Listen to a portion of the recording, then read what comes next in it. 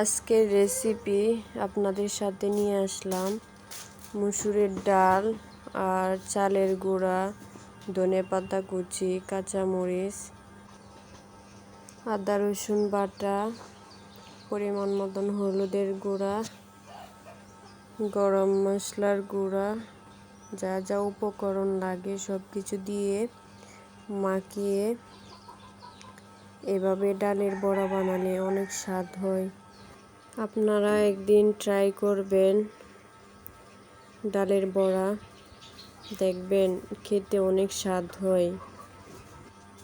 আর চ্যানেলটা সাবস্ক্রাইব করবেন।